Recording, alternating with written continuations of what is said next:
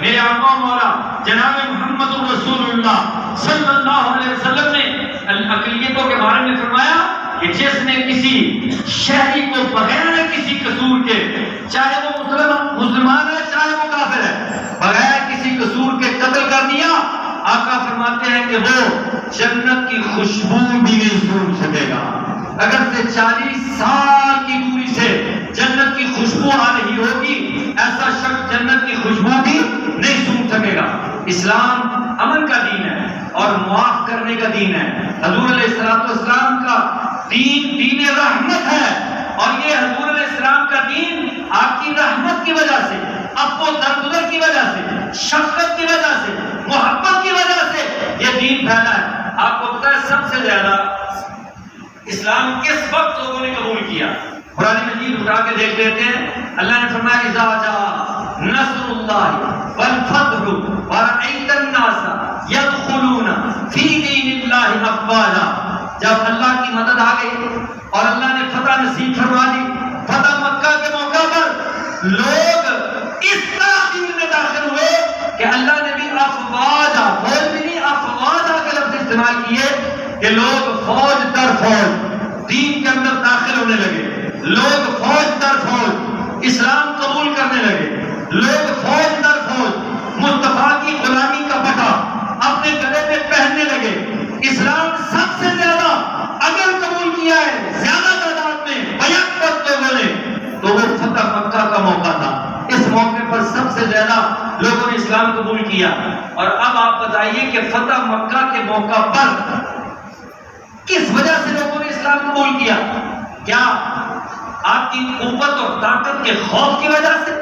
آپ کی تلوار کے ڈر کی وجہ سے لوگوں نے اسلام قبول کیا؟ نہیں۔ آؤ تاریخ میں کوئی مثال ایسی نہیں ملے گی کہ رحمت عالم صلی اللہ علیہ وسلم جب مکہ فتح کر کے سرزمین مکہ پر تشریف لاتے ہیں،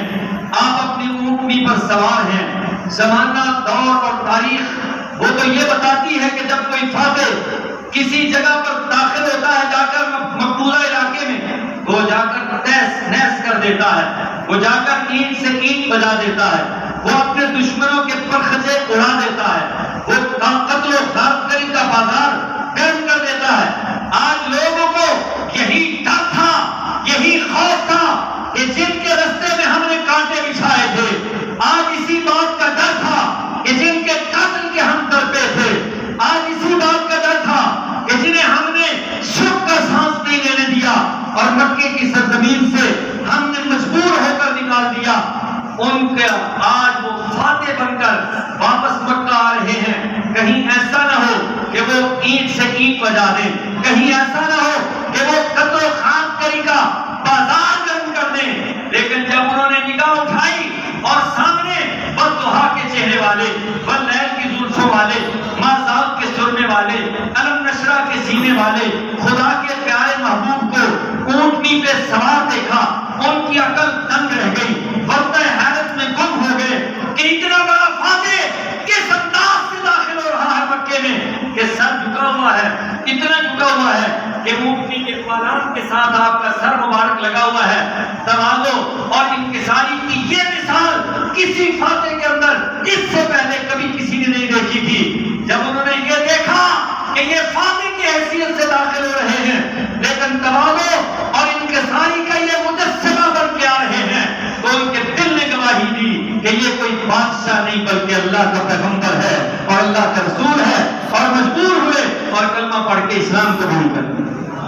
ایک تو یہ حضور علیہ السلام کی تواضع دیکھ کر، آقا دو جہاں کی انکساری دیکھ کر، آپ چاہتے تو آپ ڈنکے کی چوٹ پر شایان شان طریقے سے قتل و غارت کرتے ہوئے بڑے تمداد کے ساتھ مکے میں داخل ہو سکتے تھے، لیکن آقا دو جہاں آئے تو سر جھکا کے آئے، اور ایک فاتح کا سر جھکا کے آنا اس بات کی دلیل تھی کہ یہ فاتح دنیا کا کوئی بادشاہ نہیں بلکہ یہ اللہ کا پیغمبر اور اللہ کا رسول ہے۔ اس بات نے لوگوں کو کلمہ پڑھنے پہ مجبور کیا اور لوگ فوج در فوج اسلام قبول کرتے چلے گئے۔ اور پھر جب نبی کریم رؤوف الرحیم صلی اللہ علیہ وسلم نے اس عظیم اجتماع سے خطاب کیا، اب آپ کے سامنے سارے آپ کے دشمن موجود تھے۔ حضور علیہ السلام نے پوچھا، بتاؤ آج تمہیں مجھ سے کیا توقع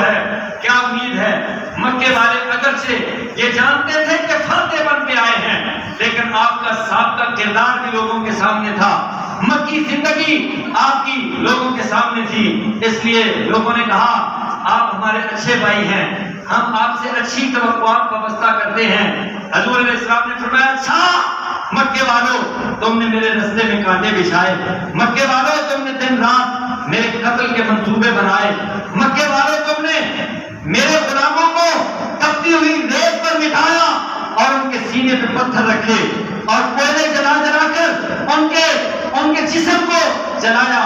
لیکن میں آج تمہارے لیے اعلان کر رہا ہوں لا تثریب علیکم اليوم، آج تمہیں اس کا انتقام اور بدلہ تو بڑی دور کی بات ہے، میں تمہیں تمہارے جرم جتاؤں گا بھی نہیں، تمہیں یاد بھی نہیں دلاؤں گا، میں تمہیں الزام بھی نہیں دوں گا، میں تم پر کسی قسم کی کوئی سختی نہیں کروں گا، میں اس طرح تمہیں معاف کر دوں گا جس طرح حضرت یوسف نے اپنے بھائیوں کو معاف کر دیا۔ اللہ اکبر، یا رسول اللہ، یا علی۔ رحمت للعالمین کا یہ اعلان رحمت سن کر، رحمت للعالمین کا یہ اعلان معافی سن کر ان کے دل دھڑکنے لگے اور انہوں نے گواہی دی کہ اس طرح جس پر ہم نے ظلم و ستم کے پہاڑ توڑے تھے اس طرح فاتح بن کے آیا ہے، ہماری اینٹ سے اینٹ بجا سکتا ہے، برخچے اڑا سکتا ہے، لیکن بھائی کہہ کر ہمیں معاف کر رہا ہے، یہ کوئی دنیا کا بادشاہ نہیں، یقیناً اللہ کا رسول ہے۔ اس لیے انہوں نے کلمہ پڑھا اور اسلام قبول کر لیا۔ پھر حضور علیہ السلام نے اور احسان کیا، فرمایا مجھے امن چاہیے، میں امن کا داعی ہوں، میں تمہیں قتل نہیں کرنا چاہتا، اگر تم امن کے ساتھ رہنا چاہتے ہو تین آپشنز ہیں تمہارے پاس، یا تو تم میرے ازلی دشمن ابو سفیان کے گھر میں پناہ لے لو، تمہیں معاف کر دوں گا، یا دوسری صورت یہ ہے کہ اپنا ہتھیار پھینک دو، تمہیں معاف کر دوں گا، تیسری صورت یہ ہے اپنے ہی گھر میں دروازہ بند کر کے بیٹھ جاؤ، امن کے ساتھ دروازہ بند کر کے بیٹھ جاؤ، تمہیں کچھ نہیں کہا جائے گا۔ پھر چشم فلک نے یہی دیکھا، کچھ لوگ ابو سفیان کے گھر میں پناہ لے کے بچ گئے، کچھ لوگ اپنی تلواریں نیام میں ڈال کر بچ گئے، کوئی اپنے گھروں میں کنڈیاں لگا کے بیٹھ کے بچ گئے۔ محمد مصطفیٰ نے مکے کے شہر کو امن کا گہوارہ بنا دیا، جس کے لیے ابراہیم علیہ السلام نے دعا کی تھی رب اجعل ھذا البلد آمنا، اے اللہ اس شہر کو امن والا شہر بنا دینا۔ امن بڑی نعمت ہے، امن کی قدر کیجیے۔ اللہ تعالیٰ نے اسلام کو دین امن بنایا ہے، رسول اللہ صلی اللہ علیہ وسلم کو پیغمبر امن بنایا ہے۔ امن اور سلامتی اس کی دعائیں حضرت ابراہیم علیہ السلام کر گئے۔ اللہ تعالیٰ سے دعا کرے اللہ تعالیٰ پاکستان کو بھی دارالامن بنا دے۔ آمین۔ یہاں جو شورشیں اٹھتی رہتی ہیں، یہاں جو افراتفری پیدا کی جاتی رہتی ہے، یہاں جو دنگا فساد کیا جاتا ہے، اللہ سے دعا کریں اللہ تعالیٰ اپنے کرم سے اپنی رحمت سے اس وطن عزیز کو امن کا گہوارہ بنا دے۔ آمین۔ بڑے دکھ کی بات ہے، بڑے افسوس کی بات ہے کہ یہ بدامنیاں کیوں ہوتی ہیں، یہ لوگ قانون کو ہاتھ میں کیوں لیتے ہیں؟ اس لیے کہ قانون اپنے تقاضے پورے نہیں کرتا،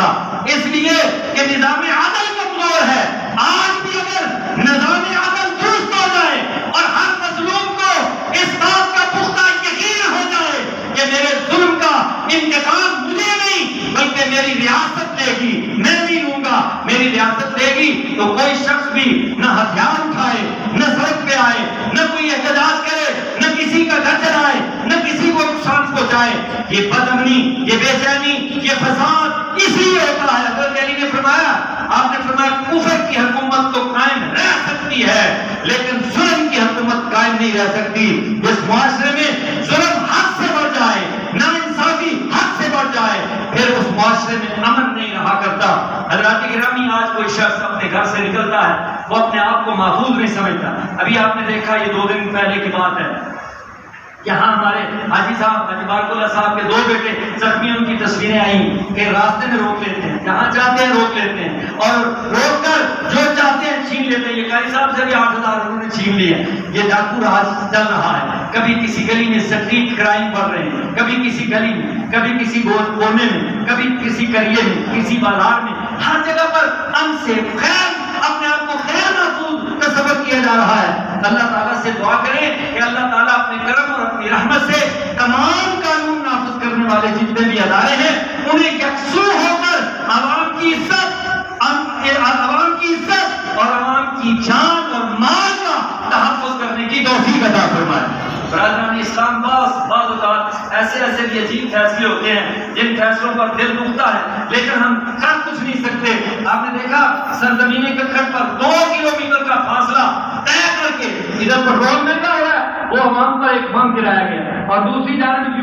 وہ یوٹرن جو ہے ایک نارمل اسکول کے پاس ہے، ایک تھانے سے بھی آگے اور اس سے بھی آگے لے جانے کی کوشش کی جا رہی ہے۔ اب ککڑ کے عوام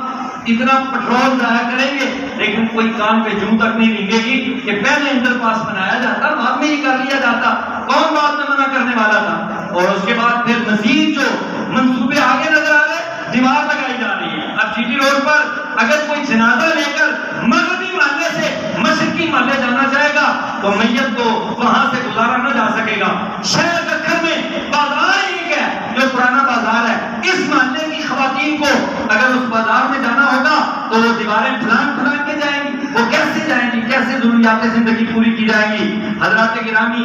اللہ تعالیٰ سے دعا کریں کہ اللہ تعالیٰ اپنے کرم اور اپنی رحمت سے منصوبہ سازوں کو یہ توفیق عطا فرمائے کہ وہ عوام کے لیے مشکلات پیدا کرنے کی بجائے عوام کے لیے آسانیاں پیدا کرنے کی کوشش کریں۔ حادثات اس وجہ سے نہیں ہوتے کہ سڑک کراس کرنے کا معاملہ ہے کہ یہاں یوٹرن درمیان میں تھا، حادثات ہوتے ہی رہتے ہیں، وہ حادثے ہوتے ہیں، آج بھی ہوتے ہیں، پہلے بھی ہوتے تھے، ہوتے ہی رہنے ہیں۔ ان کو کسی طرح اس طرح کی چیزوں سے نہیں روکا جا سکتا کہ ککھڑ کو 2 حصوں میں تقسیم کر دیا جائے، ایک مغربی ککھڑ اور ایک مشرقی ککھڑ، اور مشرقی ککھڑ والے ان کا قبرستان بھی علیحدہ ہو، ان کے اسکول بھی علیحدہ ہوں۔ اب ہمارے بچوں کو اسکولوں میں لے جانے کے لیے سڑک کراس کرنا مصیبت بڑی ہوتی ہے لوگوں کو، کوئی بیچارہ ادھر موٹر سائیکل کھڑی کر کے دیوار پھلان کے ادھر بچے چھوڑنے جا رہا ہے، اور کبھی ادھر کوئی موٹر سائیکل کھڑی کر کے دیوار پھلان کے ادھر بچے چھوڑنے آ رہا ہے۔ شہر کے لوگوں کو تکلیف ہے لیکن کسی کو اس کا احساس ہی نہیں کہ یہ تکلیف ہم اپنے شہریوں کے لیے کیوں پیدا کر رہے ہیں اور کیا اس کے مقاصد ہیں۔ صرف اور صرف یہ جو اوپر بنے ہوئے ہیں لوہے کے پل، ان پلوں کا فائدہ صرف اور صرف انہی لوگوں کو ہوا ہے جنہوں نے یہ بنائے ہیں، ان کے علاوہ کبھی میں نے تو نہیں دیکھا ہماری بیویاں، خواتین، عورتیں، ضعیف بچے وہ ان پلوں پر چڑھ کر سڑک کراس کرتے ہوں۔ اور اسی طرح وہ پل بھی بنایا جا رہا ہے کہ موٹر سائیکل بھی ایک موت کا کنواں، موٹر سائیکل چڑھیں گے اوپر اور ادھر سے جا کے موٹر سائیکل نیچے اتریں گے، اس طرح کی پلاننگ کر کے عوام کو پریشان کیا جا رہا ہے۔ اللہ تعالیٰ سے دعا کریں کہ اللہ تعالیٰ اپنے کرم اور اپنی رحمت سے ہمارے منصوبہ سازوں کو یہ توفیق عطا فرمائے کہ وہ عوام کے لیے آسانیاں پیدا کریں۔ لیکن خدا نے آج تک اس قوم کی حالت نہیں بدلی، خدا نے آج تک اس قوم کی حالت نہیں بدلی، نہ ہو خود خیال جسے اپنی حالت کے بدلنے کا۔ ان اللہ لا یغیر ما بقوم حتی یغیروا ما بانفسہم وما علی الا البلاغ۔